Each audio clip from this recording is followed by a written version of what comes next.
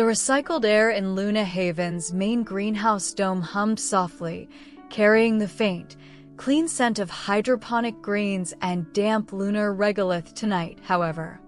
It held an electric charge of anticipation, strands of softly glowing bioluminescent algae, cultivated just for this occasion, twined around support struts, casting a gentle, ethereal blue light. Maria adjusted the simple silver band on her finger, a reminder of her husband lost during the arduous journey here. She looked around at the faces, scientists, engineers, farmers, children born under the stark, beautiful glare of unfiltered sunlight through the dome. 1 year it felt impossible. They were pioneers surviving in a breathtakingly hostile sea of stars, and tonight, they gathered to celebrate simply being. Preparations had been a quiet, communal labor of love. Young Leo, barely 6 Earth years old, had helped his grandmother painstakingly transplant tiny, resilient moon-adapted marigolds into recycled containers there.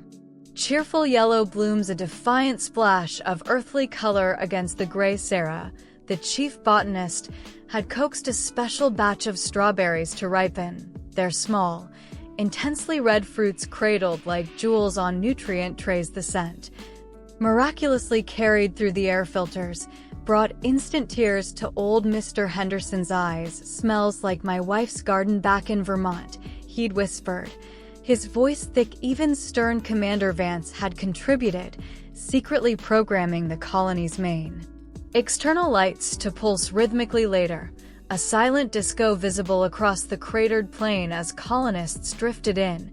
The usual utilitarian gray jumpsuits were replaced by an eclectic mix. Some wore scarves woven from recycled thermal insulation.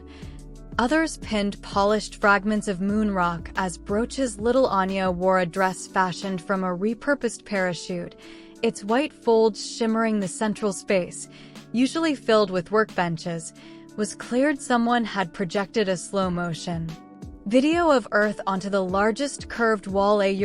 Swirling clouds over vast blue oceans, the vibrant greens of continents. People stopped, transfixed. They lived wrapped in the profound silence of the void. But Earth, that impossibly beautiful blue marble hanging in the black velvet sky beyond the dome, was their shared heartbeat, their fragile origin story written in light. Commander Vance stepped onto a low crate, her usual crisp demeanor softened. 1 year ago, her voice, amplified just slightly, filled the dome.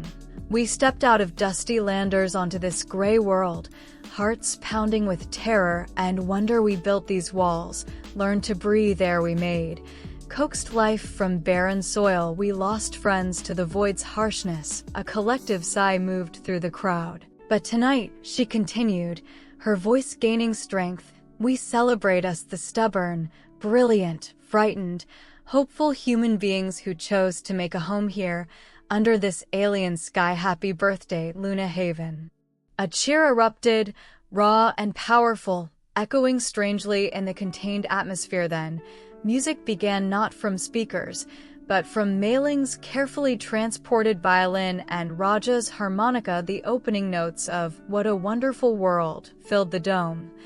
Tentative at first, then swelling with feeling. People swayed. An elderly couple, the Gwynns, moved into the center space, holding each other gently. Others joined, shuffling on the regolith simulating floor. It wasn't dancing as Earth knew it. It was slower, more deliberate, a shared act of defiance against the crushing loneliness outside. Tears streamed freely now, not just of sadness for what was lost, but of profound gratitude for the warmth radiating within this fragile bubble of life. They danced under the projected oceans and the watchful gaze of the stars. Later, gathered around the precious strawberry display and squares of dense, nutritious cake made from synthesized grains. They shared stories. Leo described seeing his first Earth rise. Maria spoke of her husband's dream to see the stars up close. Mr. Henderson recalled the taste of real Vermont soil. They played a simple game, charades, laughter bouncing off the dome walls. A sound utterly alien to the silent moon as the projected Earth image slowly cycled through its phases. Someone dimmed the algae lights further. Hundreds of tiny, flickering lights appeared, colonists holding up their personal tablets. Mimicking candles in the vast darkness, a hush fell together there. Voices merging into a single, resonant sound that vibrated in their chests.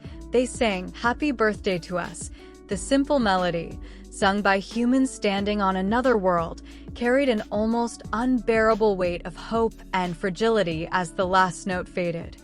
They stood in shared silence, looking up through the clear dome roof. The real Earth hung there, a distant, glowing jewel. Commander Vance's voice was barely a whisper, yet it reached everyone. "Look at what we've built," she said, her gaze sweeping.